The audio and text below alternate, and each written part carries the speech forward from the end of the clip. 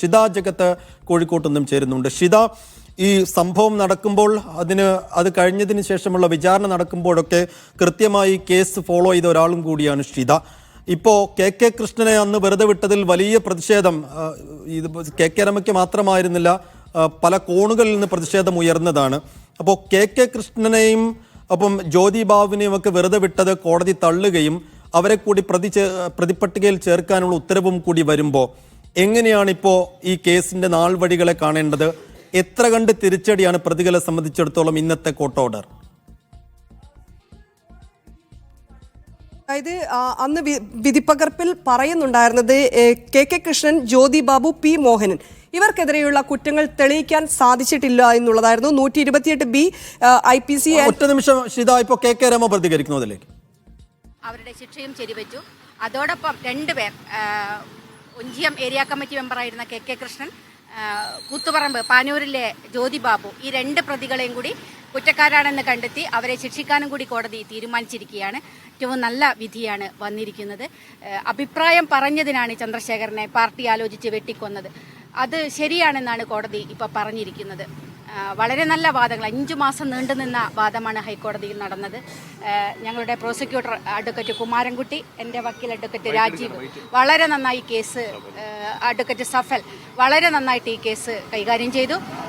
അതിശക്തമായ വാദമായിരുന്നു. അതിനൊടുവിലാണ് ജഡ്ജിമാർ ഇന്ന് വിധി എഴുതിയിരിക്കുന്നത്. താങ്കൾ നടത്തിയൊരു പോരാട്ടത്തിനൊരു ഭാഗികമായിട്ടുള്ളൊരു വിജയം എന്ന് തന്നെ ഇതിനൊക്കെ പറയാം. 24 പ്രതികളെ വിട്ടതിനെതിരെയാണല്ലോ.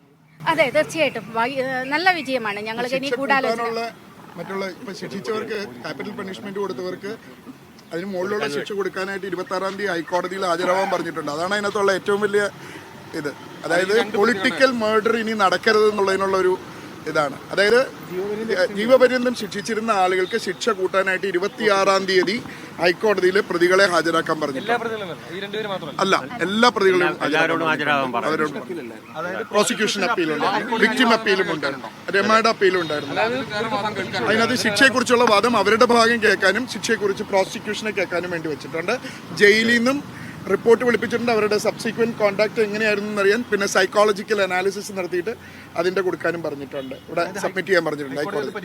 ഹൈക്കോടതി വിശദമായിട്ട് പരിശോധിക്കും. അത് കേൾക്കാൻ വേണ്ടി 26-ാം തീയതിക്ക് വെച്ചിട്ടുണ്ട്. എന്റെ പേര് എസ് രാജീവ്.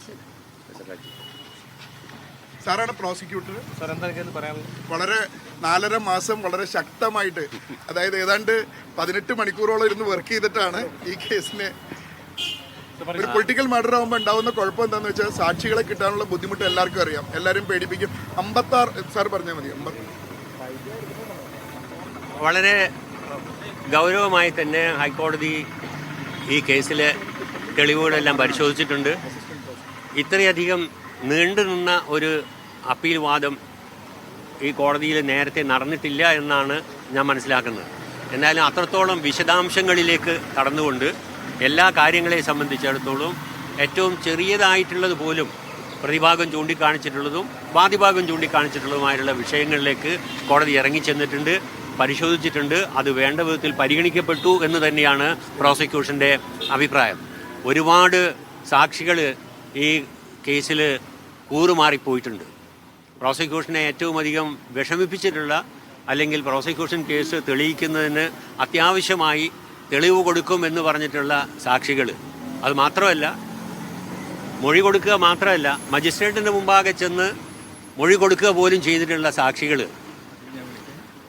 അവർ പോലും കോടതിയിൽ വന്ന് മൊഴി കൊടുത്തതെല്ലാം ശരിയാണ്, മജിസ്ട്രേറ്റ് വേണ്ട എല്ലാ നടപടികളും സ്വീകരിച്ചാണ് മൊഴി റെക്കോർഡ് ചെയ്തത്, ഞാൻ എഴുതിയത് വായിച്ചു നോക്കി ഒപ്പിട്ട് കൊടുത്തതാണ് എന്ന് പറഞ്ഞിട്ട് അന്ന് ഞാൻ പറഞ്ഞത് കളവാണ്, ഇപ്പോൾ പറയുന്നതാണ് ശരി, എന്നെ പോലീസ് പീഡിപ്പിച്ചിട്ടാണ് ഞാനത് എഴുതി. ആ തരത്തിലുള്ള ഒരു കൂറുമാറ്റം, അത്ഭുതകരമായിട്ടുള്ള കൂറുമാറ്റം നടന്ന് 19 സാക്ഷികൾ കൂറുമാറിയിട്ടുള്ളൊരു കേസായിരുന്നു.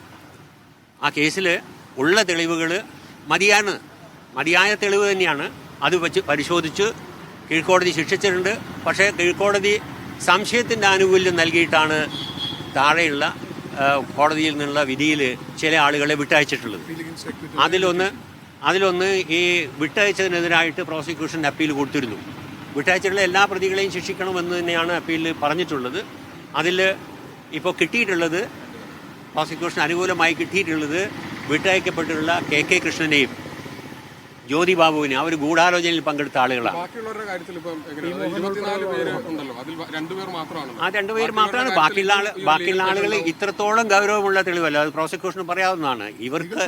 ഇവർക്കെതിരായിട്ടുള്ള തെളിവിന്റെ അത്രയും കാഠിന്യമുള്ളതല്ല. എന്നാൽ പോലും അതിന്റെ പിന്നെ അവരെയും കുറ്റക്കാരാണെന്ന് കാണേണ്ടതാണെന്ന് തന്നെയാണ് ഇപ്പോഴും പ്രോസിക്യൂഷന്റെ അഭിപ്രായം. അത് മാത്രമല്ല